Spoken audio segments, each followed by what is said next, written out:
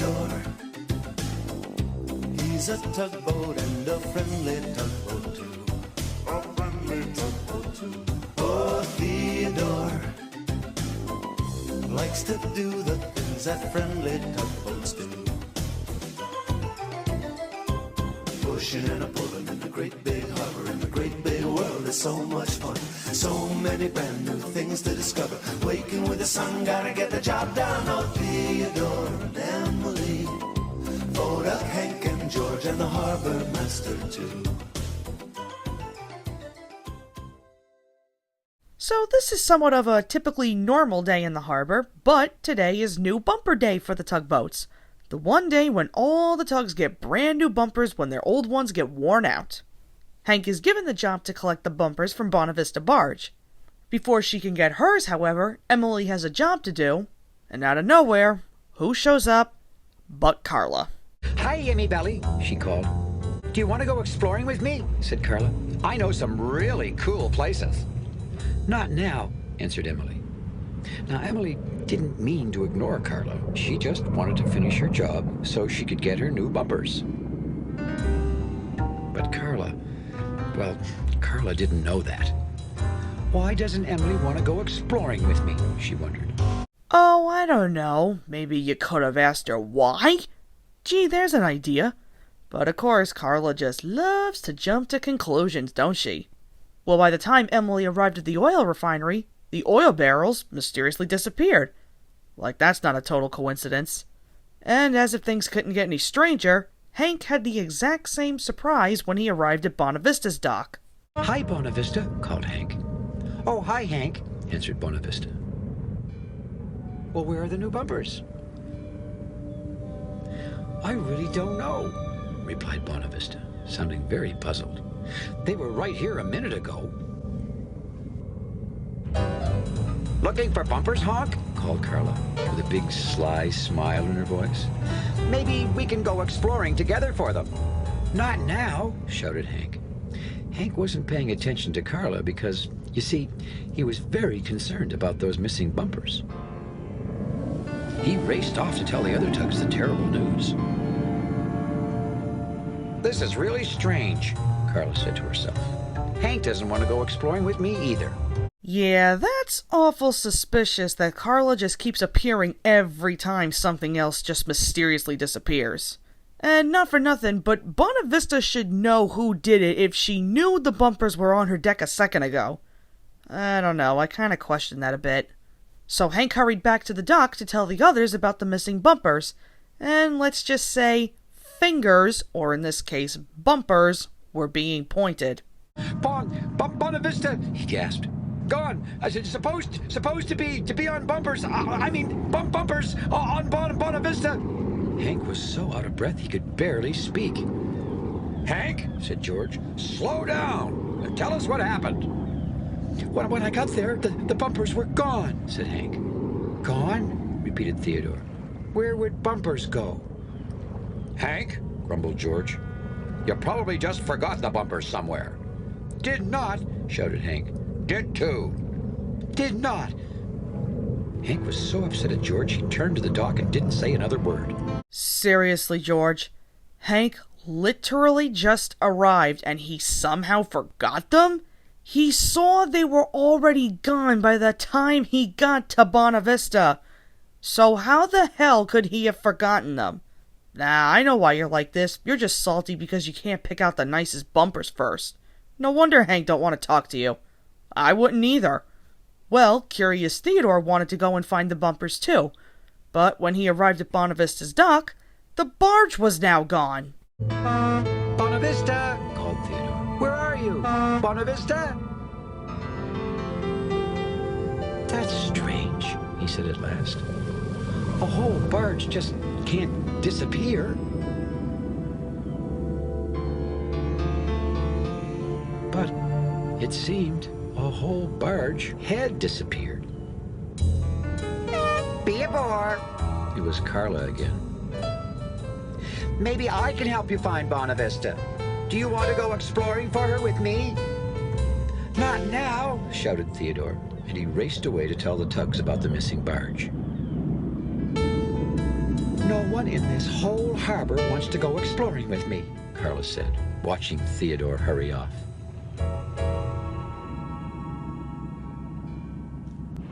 And then she had a big, unhappy thought. No one likes me. Then you should ask! What the hell is so difficult? Nope, we have to automatically assume that just because everyone else is busy and doesn't want to do what you want to do, oh yeah, no, everyone hates me. Unbelievable. Well, Theodore broke the news to the others, and George was still being a jerk-off to Hank. No surprise there, until everyone noticed Emily wasn't around. You can kind of see where this is going, right? Where's Emily? Said Theodore. Maybe she knows where Bonnavista is. Maybe Emily took the barge, said Fodak. Why would Emily do that? Wondered Theodore. To get the best bumpers, said George.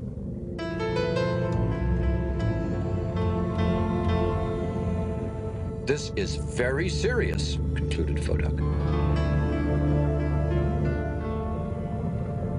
The tugs all rumbled off to find Emily in the missing barge.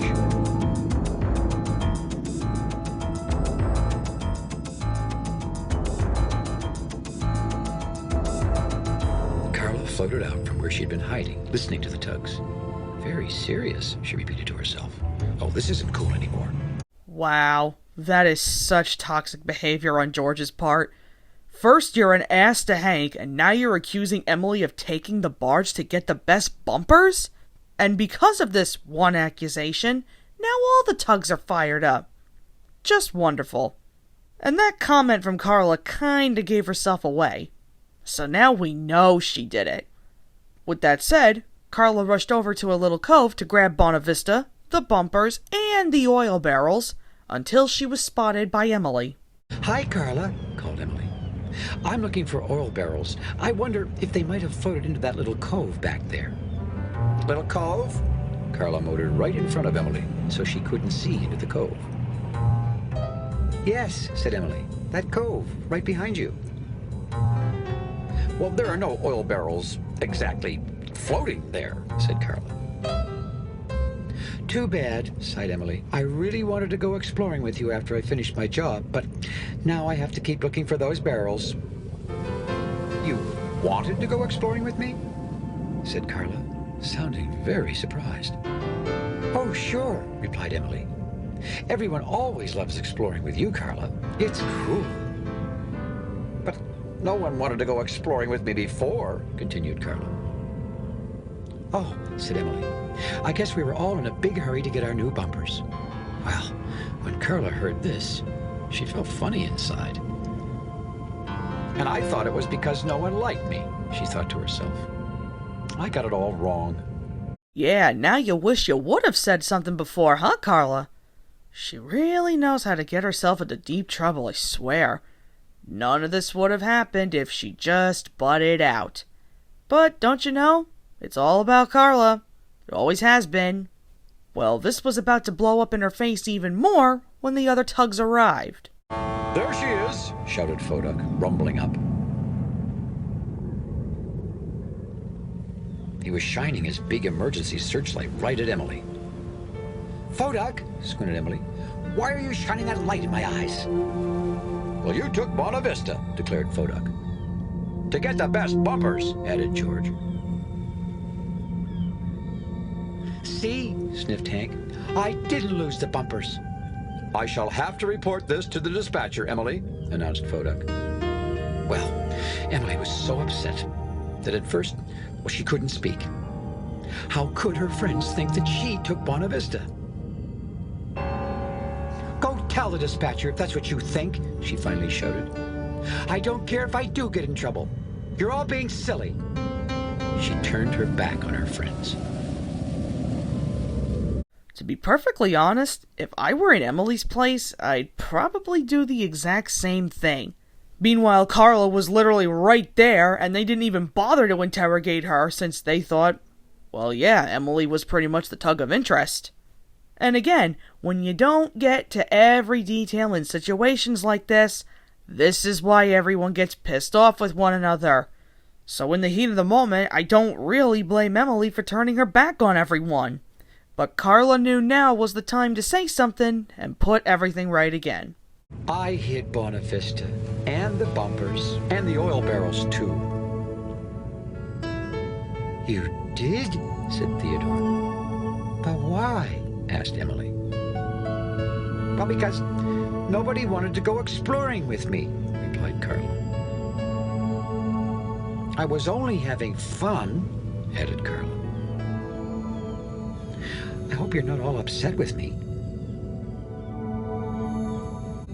Carla, said Emily, would you like to go exploring with us as soon as we're finished? Cool, shouted Carla. Emily, said Fodak, I thought you took the barge. I'm sorry. Hank, said George, I thought you lost the bumpers. I'm sorry, too.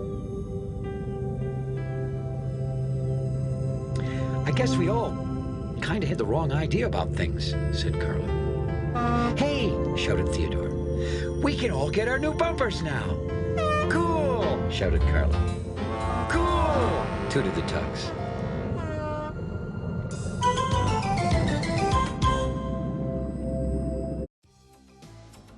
And that concludes Emily and the Missing Barge. Well, I'm not saying that this is a bad episode, but I feel like this particular plotline has been milked to death so many times in other shows. Though I still believe that it is a very important lesson for everyone, that being about jumping to conclusions before getting to the actual truth. It's not perfect by any means, but that doesn't make it bad either. I will admit this, I do have a few gripes. One of them definitely being Carla. No shocker. I've already said why I don't like her from her last appearance, and she's even more annoying in this one. And my other complaint is towards George's behavior. All this? Over bumpers? Like, really? At the end of the day, they're just bumpers, and the others wouldn't have acted this way too, had he not started with the accusations towards Hank. Yeah, George is not exactly very likable in this one. Music was once again pretty simple. We heard Carla's jazzy little theme play more than once, with other small harbor ditties here and there. And for visuals, we see the normal locations in the harbor, such as the oil refinery, Willie's Island, Bonnavista's dock, and the Great Ocean dock. But our newest location was the small cove where Carla had hid all the missing items. So, yeah, it's definitely not one of the best episodes, but it's not terrible as I said. Next episode is Theodore and the Borrowed Bell.